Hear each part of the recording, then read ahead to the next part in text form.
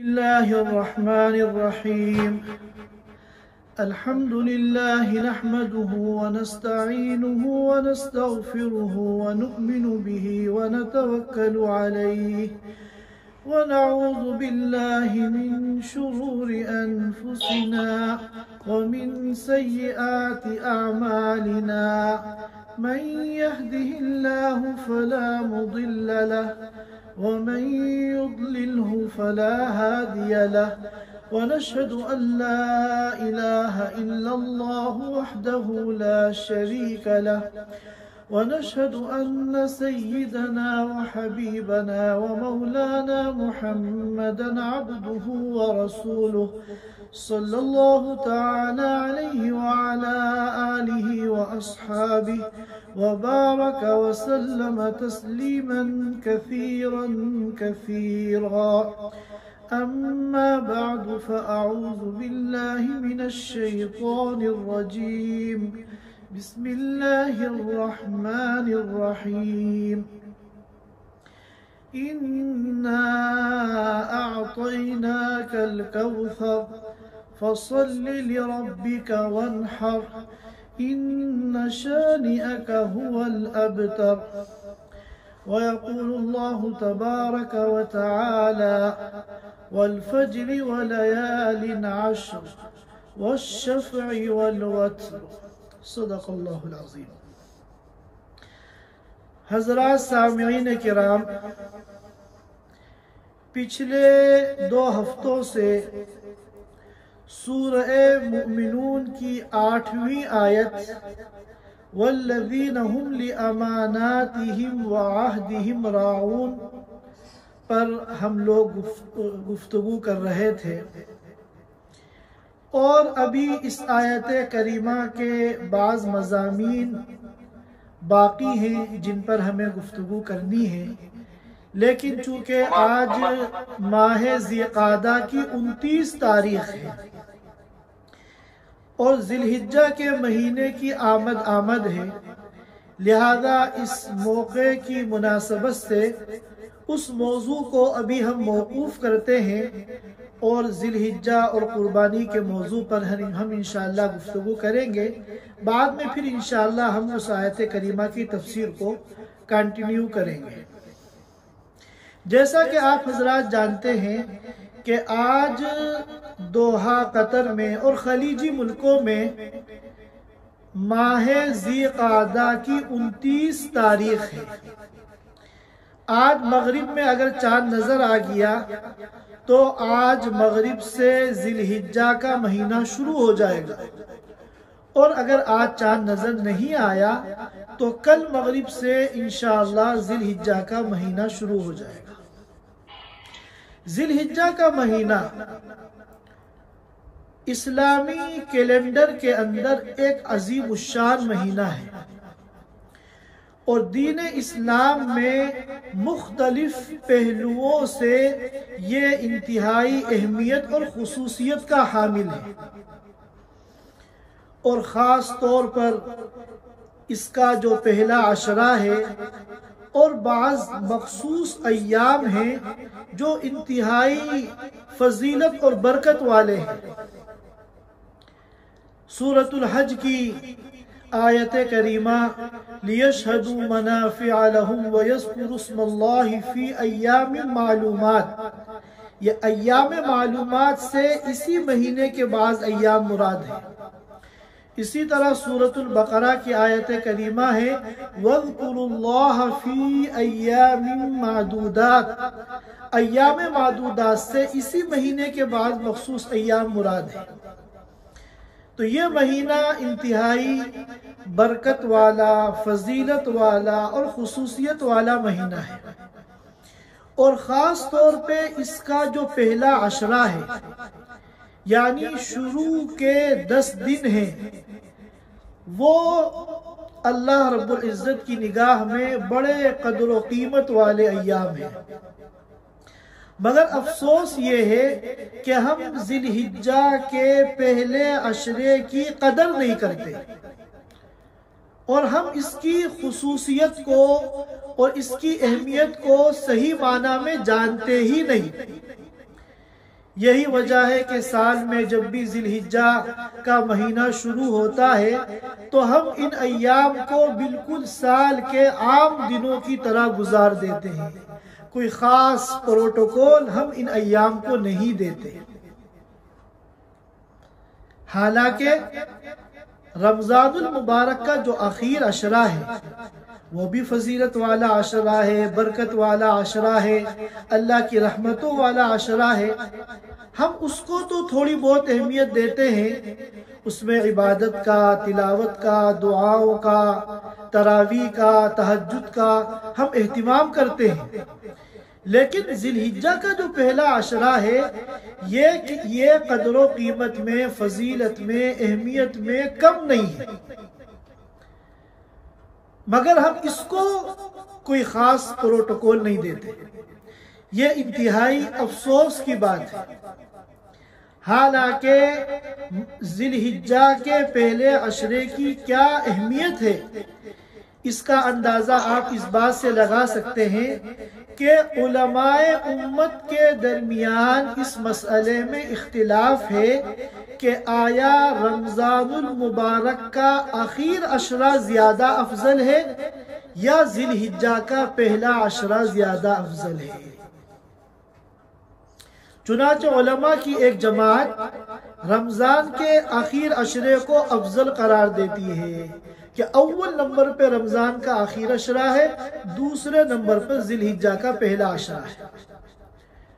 और वही उलमा की एक दूसरी जमात जिलहिज्जा के पहले अशरे को अफजल करार देती है कि जिलहिज्जा का जो पहला अशरा है फजीलत और खुसूसियत में ये अव्वल नंबर पे है, रमजान का आखिर अशरा दूसरे नंबर पर है। गरचे इन दोनों अक़वाल में पहले कौल को राजिह करार दिया गया है कि रमजान का आखिर अशरा जिलहिज्जा के पहले अशरे के मुकाबले में ज्यादा फजीलत वाला है। लेकिन बाज़ मुहक्किकीन ने दोनों कौलों के दरमियान तत्बीक दी है। उन्होंने ये फरमाया कि रातों के एतबार से तो रमजान का आखिर अशरा अफजल है, लेकिन दिन के एतबार से जिलहिज्जा का पहला अशरा अफजल है। रमजान के आखिर अशरे की रातें ज्यादा फजीलत वाली हैं, लेकिन जिलहिज्जा के पहले अशरे के जो दिन हैं वो रमजान के आखिर अशरे के मुकाबले में ज्यादा फजीलत वाले हैं। रात के औकात रमजान के आखिर अशरे के ज्यादा अफजल हैं और दिन के औकात जिलहिज्जा के पहले अशरे के ज्यादा अफजल हैं। अब अंदाजा लगाइए कि उलमा तो ये तय नहीं कर पा रहे हैं कि इन दोनों में कौन ज्यादा अफजल है और कौन दूसरे नंबर पर है, मगर हम लोगों ने अमली एतबार से इन दोनों के दरमियान जमीन आसमान का फर्क किया हुआ है। रमजान के आखिर अशरे का तो हम एहतिमाम करते हैं, टूटी फूटी जो भी हमारी इबादतें हों हम बहरहाल उसकी कदरदानी की किसी न किसी दर्जे में कोशिश जरूर करते हैं। लेकिन जिलहिज्जा के पहले अशरे के साथ हमारा जो रवैया है वो इंतहाई अफसोसनाक है और इसमें हमारा बहुत बड़ा दीनी नुकसान है। लिहाजा आज मैं जिलहिज्जा के पहले अशरे और इसके बाज़ अय्याम के मुताल्लिक़ गुफ्तगू करूँगा ताकि कुरान और हदीस की जो तालीमात है इन मुबारक अय्याम के मुताल्लिक़ वो हमारे सामने आए और हम इनकी अहमियत को और कदर व कीमत को समझें और फिर इनकी कदरदानी की कोशिश करें। अल्लाह ताला हम सबको अमल की तौफीक अता फरमाए।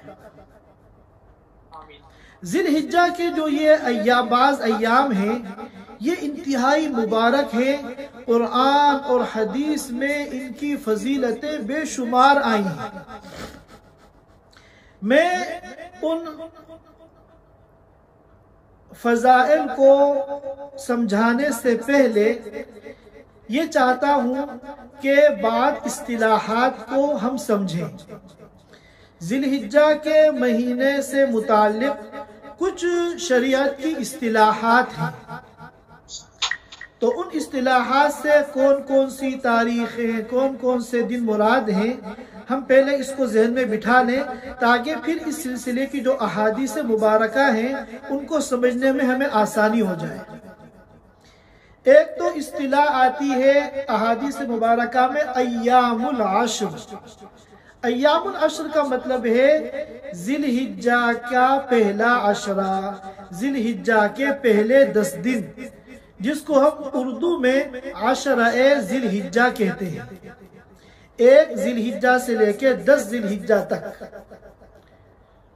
اور ایک اصطلاح آتی ہے یوم الترویہ، اور احادیث میں ایک اصطلاح آتی ہے یوم عرفہ، اور ایک اصطلاح آتی ہے یوم النحر، نون ہا را، اور ایک اصطلاح آتی ہے یوم القر، قاف اور را، اور ایک اصطلاح آتی ہے ایام التشریق۔ عشرہ ذی الحجہ تو آپ سمجھ گئے، ذی الحجہ کے پہلے 10 دن۔ یوم الترویہ کہتے ہیں 8 ذی الحجہ کو، جس دن حجاج کرام اللہ کے رسول صلی اللہ علیہ وسلم کے اتباع میں مینا کے لیے روانہ ہوتے ہیں۔ اور یوم عرفہ کہتے ہیں 9 ذی الحجہ کو، جس دن حجاج کرام حج کے عظیم ترین رکن وقوف عرفہ کی ادائیگی کے لیے میدان عرفات میں جمع ہوتے ہیں۔ اور یوم النحر کہتے ہیں 10 ذی الحجہ کو، جو ہمارا عید کا دن ہے، عید الاضحیٰ، جس کو ہم اردو میں بقرعید کہتے ہیں۔ اس کا جو پہلا دن ہے 10 ذی الحجہ، اسے احادیث مبارکہ میں یوم النحر کہا گیا ہے۔ اور اسی طرح ایک اصطلاح ہے یوم القر۔ یوم القر کہتے ہیں 11 ذی الحجہ کو، اور ایک اصطلاح ہے ایام التشریق۔ یہ 3 دن ہیں، 11 12 13 ذی الحجہ۔ 11 ذی الحجہ، 12 ذی الحجہ، 13 ذی الحجہ، ان 3 ایام کو ایام التشریق کہتے ہیں۔ تو ایام العشر، ذی الحجہ کا پہلا عشرہ، یوم الترویہ 8 ذی الحجہ، یوم عرفہ 9 ذی الحجہ، یوم النحر 10 ذی الحجہ، یوم القر 11 ذی الحجہ، اور ایام التشریق 11 12 13 ذی الحجہ۔ ان اصطلاحات کو سمجھنے کے بعد اب ہمیں ان کے فضائل کو سمجھنا ہے۔ جہاں تک تعلق عشرہ ذی الحجہ کی فضیلت کا ہے، تو اس سلسلے میں صحیح ابن حبان کے اندر روایت ہے کہ اللہ کے رسول صلی اللہ علیہ وسلم نے فرمایا افضل ایام الدنیا ایام العشر، سال کے تمام دنوں میں سب سے زیادہ فضیلت والے دن عشرہ ذی الحجہ کے دن ہیں، ذی الحجہ کے پہلے 10 دن ہیں۔ اور ایک روایت میں آتا ہے اللہ کے رسول صلی اللہ علیہ وسلم نے فرمایا کہ وہ تمام ایام جن میں بندے نیک کام کرتے ہیں، عمل صالح کرتے ہیں، ان ایام میں سب سے زیادہ پسندیدہ اور سب سے زیادہ محبوب اللہ تعالیٰ کے نزدیک وہ عمل ہے، وہ نیک کام ہے جو ذی الحجہ کے پہلے عشرے میں کیا جاتا ہے۔ اس میں کسی عمل کی تخصیص نہیں ہے، جتنے بھی نیکی کے کام ہیں وہ تمام نیکی کے کام سب سے زیادہ اللہ تعالیٰ کو جو پسند ہے وہ کن دنوں میں؟ ذی الحجہ کے پہلے عشرے میں۔ ہم کوئی بھی نیک کام ذوالحجہ کے پہلے عشرے میں کریں گے اور وہی نیک کام سال کے دوسرے ایام میں کریں گے تو اللہ تعالیٰ کے نزدیک سب سے زیادہ محبوب و پسندیدہ وہ عمل ہوگا جو ذوالحجہ کے پہلے عشرے میں کیا گیا ہے۔ اور اسی طرح قرآن کریم میں اللہ رب العزت نے عشرہ ذوالحجہ کی قسم کھائی، چنانچہ سورۃ الفجر کی ابتدائی آیات ہیں والفجر ولیال عشر، قسم ہے فجر کی یعنی صبح صادق کی، ولیال عشر اور قسم ہے 10 راتوں کی۔ مفسرین کرام نے فرمایا کہ ان 10 راتوں سے مراد ذوالحجہ کے پہلے عشرے کی راتیں ہیں۔ اور اللہ تعالیٰ کا کسی چیز کی قسم کھا لینا یہ علامت ہے اس بات کی کہ وہ چیز بہت فضیلت والی، برکت والی اور عظیم الشان ہے۔ کیوں؟ اس لیے کہ اللہ تعالیٰ کو اپنی کسی بات کا یقین دلانے کے لیے قسم کھانے کی کوئی ضرورت نہیں۔ اپنی بات کو ثابت کرنے کے لیے، اپنی بات کا یقین دلانے کے لیے قسم کھانے کی جو ضرورت پیش آتی ہے وہ تو بندوں کو آتی ہے۔ اللہ تعالیٰ کو اپنی کسی بات کا یقین دلانے کے لیے کسی قسم کی کوئی ضرورت نہیں۔ تو پھر قرآن کریم میں جگہ جگہ جو یہ اللہ رب العزت نے مختلف چیزوں کی قسمیں کھائی ہیں، اس کا کیا فائدہ؟ تو مفسرین کرام نے فرمایا اس کا فائدہ یہ ہوتا ہے کہ اللہ تعالیٰ جس چیز کی قسم کھا لیتے ہیں یہ قسم اس چیز کی عظمت شان پر دلالت کرتی ہے۔ اس سے یہ ثابت ہوتا ہے اللہ کے قسم کھانے سے کہ یہ چیز عظیم الشان ہے۔ لہذا اللہ رب العزت نے سورۃ الفجر میں عشرہ ذوالحجہ کی راتوں کی جو قسم کھائی ہے اس سے معلوم ہوا کہ یہ ایک عظیم الشان عشرہ ہے۔ اسی طرح یوم عرفہ جو 9 ذوالحجہ ہے اس کے بارے میں حدیث میں آتا ہے کہ اللہ تعالی جس سال کے جس دن سب سے بڑی تعداد میں اپنے بندوں کو جہنم سے آزاد کرتے ہیں وہ دن عرفے کا دن ہے۔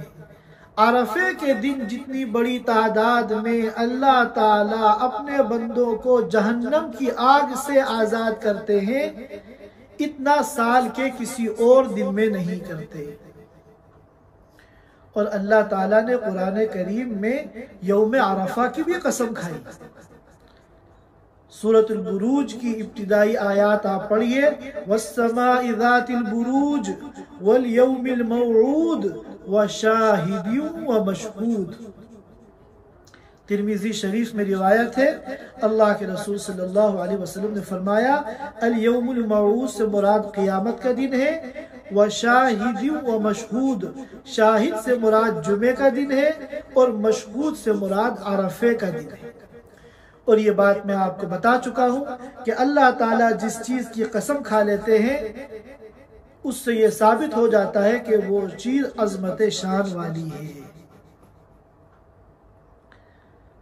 اور اسی طرح یوم عرفہ کے روزے کے بارے میں حدیث مبارک میں آتا ہے کہ اللہ کے رسول صلی اللہ علیہ وسلم نے فرمایا کہ عرفے کے دن کا روزہ یعنی 9 ذوالحجہ کا روزہ یہ اللہ تعالی کے نزدیک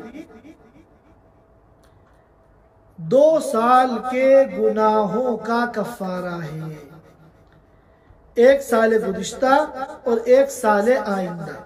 ان 2 سالوں کے گناہ معاف ہو جاتے ہیں 9 ذوالحجہ یوم عرفہ کا روزہ رکھنے سے۔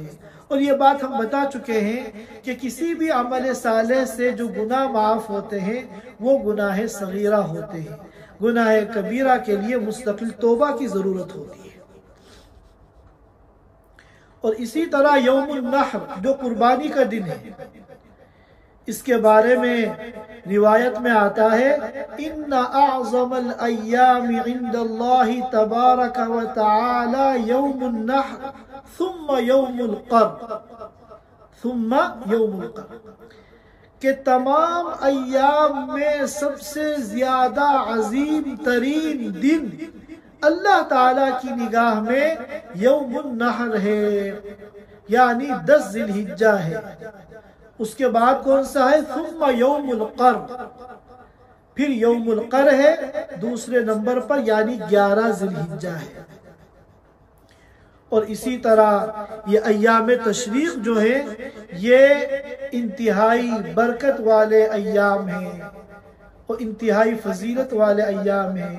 ابو موسیٰ اشعری رضی اللہ تعالیٰ عنہ فرماتے ہیں کہ ان 3 دنوں میں ایام تشریق میں یعنی 11، 12، 13 ذی الحجہ میں جو بھی دعا اللہ تعالیٰ سے مانگی جاتی ہے وہ رد نہیں ہوتی، لہذا یہ 3 دن خصوصی دعاؤں کے دن ہیں۔ اور حضرت اکرمہ مولا عباس رضی اللہ تعالیٰ عنہ فرماتے ہیں کہ ان 3 دنوں میں جو سب سے زیادہ پسندیدہ دعا ہے جس کو کثرت کے ساتھ اہتمام کرنا چاہیے وہ مشہور دعا ہے، آپ سب جانتے ہیں، ربنا آتنا فی الدنیا حسنہ وفی الآخرۃ حسنہ وقنا عذاب النار۔ یہ چند احادیث مبارکہ تھیں جو میں نے بہت اختصار کے ساتھ آپ حضرات کی خدمت میں پیش کی ہیں، جن سے ذی الحجہ کے ان ایام کی خصوصیت، فضیلت، اللہ کی نگاہ میں ان کی قدر و قیمت کا اندازہ ہوتا ہے۔ اب سوال یہ پیدا ہوتا ہے کہ ان فضائل کی بنیاد پر اور ان خصوصیات کی بنیاد پر ہمیں اب ان ایام میں کیا کرنا ہے۔ تو سب سے پہلے تو آپ یہ جانیے، حدیث پاک میں آتا ہے کہ جس کا قربانی کرنے کا ارادہ ہو، ذی الحجہ کا مہینہ شروع ہونے کے بعد وہ اپنے بال وغیرہ نہ کاٹے۔ چنانچہ علماء کرام نے فرمایا کہ اس حدیث کی بنیاد پر کہ ذی الحجہ کا چاند نظر آنے سے لے کر اپنی قربانی کا جانور ذبح ہونے تک ناخن اور بال وغیرہ نہیں کاٹنے چاہیے۔ کس کو؟ قربانی کرنے والے کو، جس کا قربانی کے ایام میں قربانی کرنے کا ارادہ ہے۔ اب سوال یہ پیدا ہوتا ہے، اگر ہم 10-12 دن بال نہیں کاٹیں گے، ناخن نہیں کاٹیں گے تو ہمارے ناخن بڑے ہو جائیں گے جو بدنما لگیں گے، ہماری شیو بڑھ جائے گی جو بدنما لگے گی، تو آخر اس میں فائدہ کیا ہے؟ تو علماء کرام نے فرمایا کہ اس کے اندر بہت بڑا فائدہ ہے۔ کیوں؟ اس لیے کہ ان ایام میں جب بال کاٹنے سے، ناخن کاٹنے سے قربانی کرنے والے کو منع کیا گیا، تو ظاہر ہے کہ جب 10-12 دن بال نہیں کٹیں گے، ناخن نہیں کٹیں گے تو بال بڑھ جائیں گے، شیو بڑھ جائے گی، ناخن بڑھ جائیں گے، تو اس سے مشابہت قائم ہوگی حجاج کرام کے ساتھ، کیونکہ انہی دنوں میں حجاج کرام احرام کی پابندیوں میں ہیں، نہ وہ بال کاٹ سکتے ہیں، نہ وہ ناخن کاٹ سکتے ہیں۔ احرام کی 2 چادروں میں پراگندہ حال، پراگندہ بال، عاشقوں کی طرح اللہ کے دربار میں حاضر ہیں، اور ان کی اس ادا پر اللہ تعالیٰ کی طرف سے ان کے اوپر رحمت کی گھٹائیں جھوم جھوم کر برس رہی ہیں۔ لہذا قربانی کرنے والوں کو بھی اللہ تعالیٰ نوازنا چاہتے ہیں کہ تم ٹھیک ہے، تم اس سال حج کی سعادت حاصل نہیں کر سکے تو کم از کم اتنا کرو کہ ناخن اور بال وغیرہ ان ایام میں نہ کاٹ کر حاجیوں کے ساتھ کسی نہ کسی درجے میں مشابہت اختیار کر لو، تاکہ اس مشابہت کی وجہ سے اللہ کی رحمت کی جو گھٹائیں جھوم جھوم کر حاجیوں پر برس رہی ہیں، اس مشابہت کی وجہ سے اس کا کچھ چھینٹا ہمارے اوپر بھی پڑ جائے اور ہمارا بھی بیڑا پار ہو جائے۔ لہذا یہاں قطر کی تاریخ کے اعتبار سے آج 29 ذی القعدہ ہے، اور احتمال ہے کہ آج مغرب کے وقت ذی الحجہ کا چاند نظر آ جائے۔ تو تمام ہمارے وہ ساتھی جن کا اس سال قربانی کرنے کا ارادہ ہے، اللہ تعالی ہم سب کو قربانی کرنے کی اور مقبول قربانی کرنے کی توفیق عطا فرمائے۔ وہ آج مغرب سے پہلے اپنے ناخن اور بال وغیرہ کاٹ لیں، تاکہ اگر چاند نظر آ جائے آج تو پھر چاند نظر آنے سے لے کر اپنی قربانی کا جانور ذبح ہونے تک ہم نہ بال کاٹے نہ ناخن وغیرہ کاٹے۔ اگر ہماری شیو وغیرہ تھوڑی سی بڑھ جائے، ناخن وغیرہ بڑے ہو جائیں، تو ہم اس سے پریشان نہ ہو، بلکہ اس کو اللہ کا حکم سمجھ کر، اللہ کے رسول صلی اللہ علیہ وسلم کی سنت سمجھ کر اور حاجیوں کی مشابہت کے جذبے سے اس کو خوش دلی کے ساتھ قبول کریں۔ اور دوسری بات یہ ہے کہ یہ جو عشرہ ذی الحجہ ہے، جیسا کہ میں نے آپ کو حدیث سنائی ہے کہ نیک اعمال اللہ تعالیٰ کو جتنے پسندیدہ اور محبوب ان 10 دنوں کے اندر ہیں، وہ سال کے کسی اور دن میں نہیں ہے، اور نیکی کی کوئی تخصیص نہیں ہے۔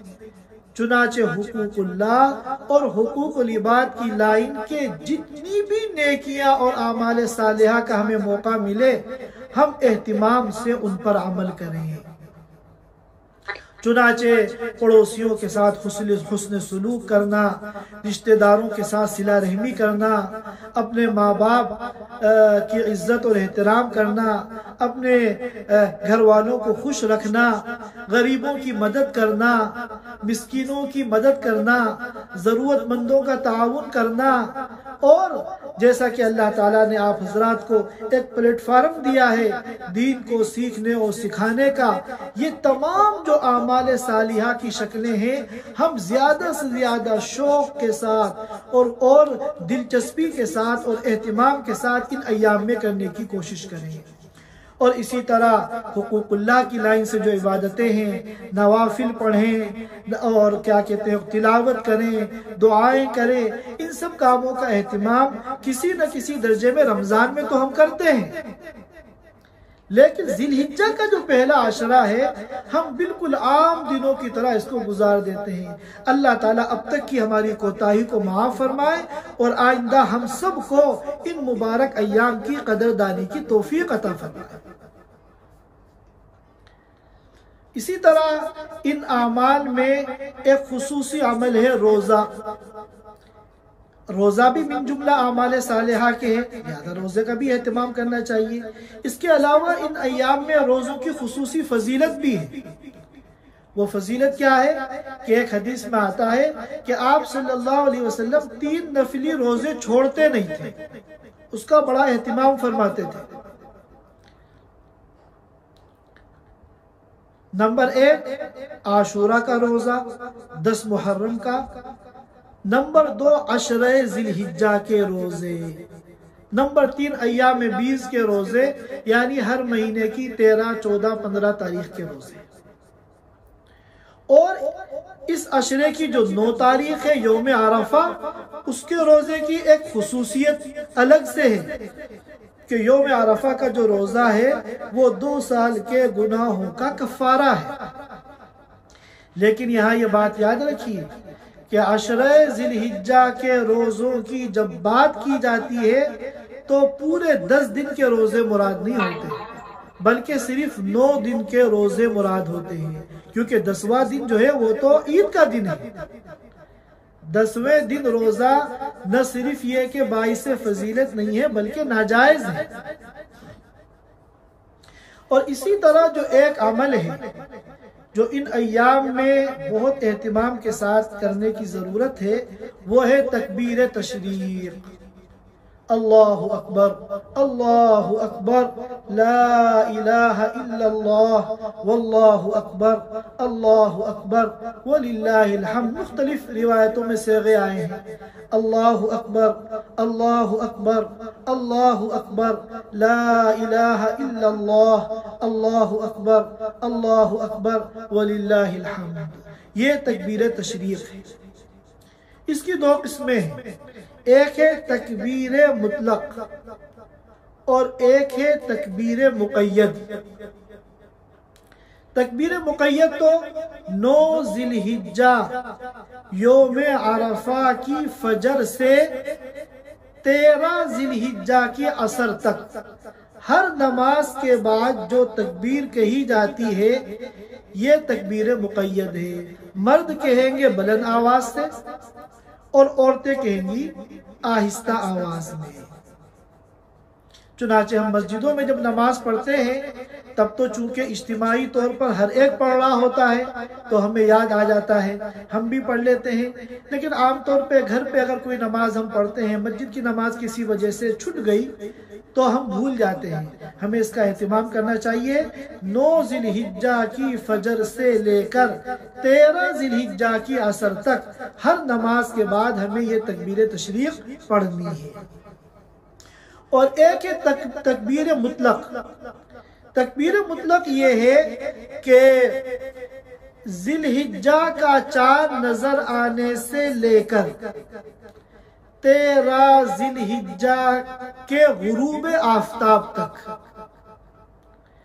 चलते फिरते उठते बैठते बाजारों में, घरों में, रास्तों में कसरत के साथ इस तकबीर को पढ़ा जाए। हमारा जो कतर का वज़ारतुल औक़ाफ़ का दारुल इफ्ता है, अश-शबकतुल इस्लामिया, उसमें उन्होंने फतवे में ये बात लिखी है कि ये ऐसी सुन्नत है जो सुन्नत महजूरा है। उम्मत ने इसको छोड़ रखा है, इस पर अमल नहीं करते। चुनाचे आज अगर चांद नजर आ गया तो आज मगरिब से लेकर चलते फिरते जितनी भी अल्लाह तौफीक दे, अल्लाहु अकबर, अल्लाहु अकबर, ला इलाहा इल्लल्लाह, वल्लाहु अकबर, अल्लाहु अकबर, वलिल्लाहिल हम्द कसरत के साथ पढ़ा जाए। और जब आवाज से आप पढ़ेंगे तो इंशाअल्लाह दूसरों को भी याद आएगा, अल्लाह पाक उनको भी तौफीक देंगे।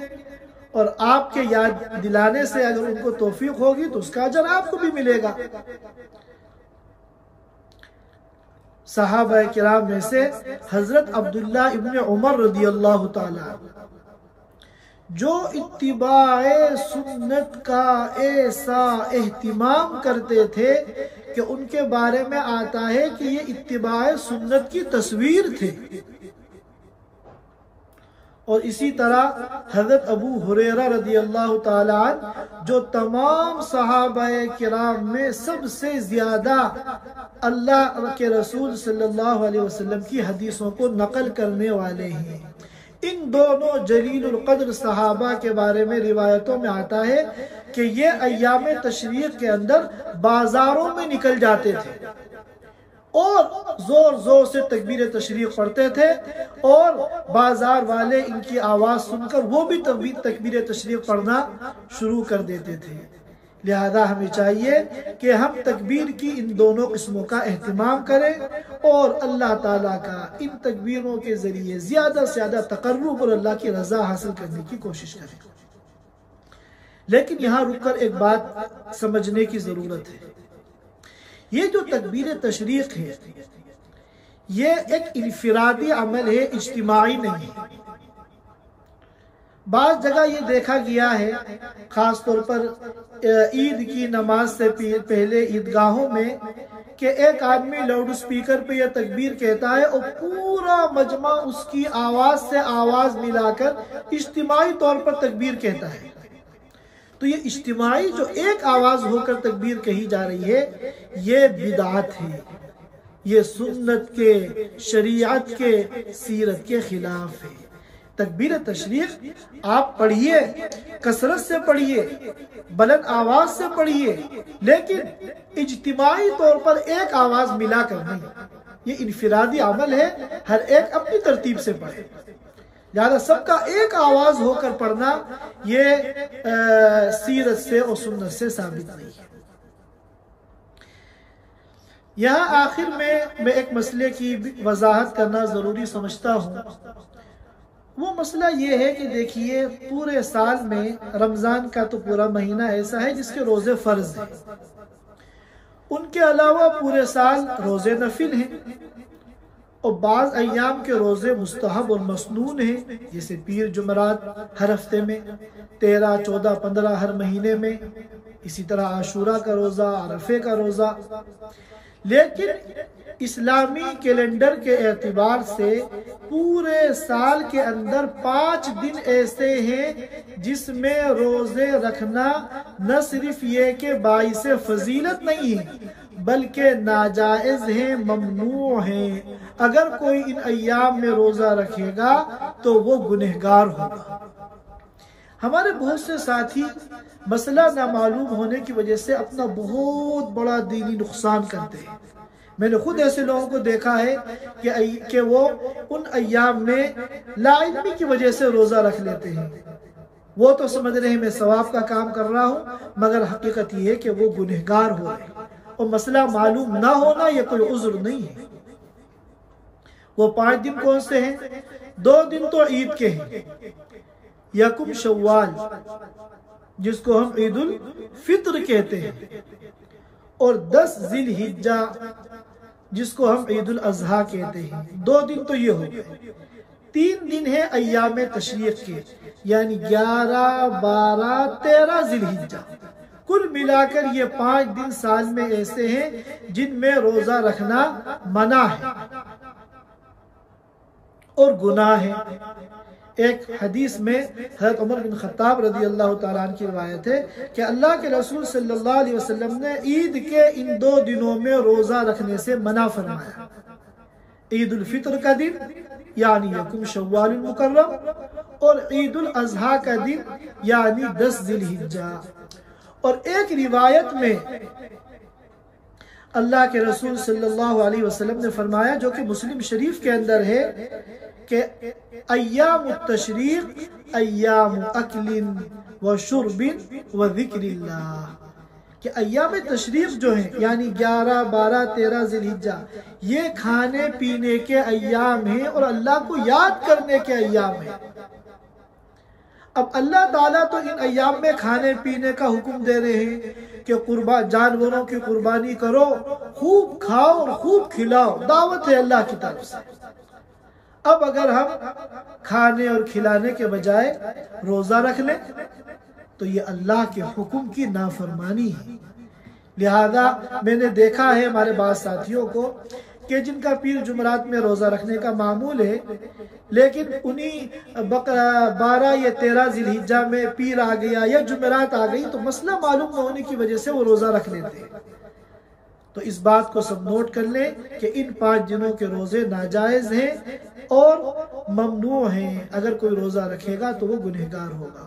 یہ چند معروضات تھی جو ان مبارک ایام کے متعلق آپ حضرات کے سامنے پیش کرنی تھی۔ اللہ تعالی ہم سب کو دین کو سمجھنے کی اور دین پر عمل کرنے کی توفیق عطا فرمائے۔ وآخر دعوانا ان الحمد للہ رب العالمین۔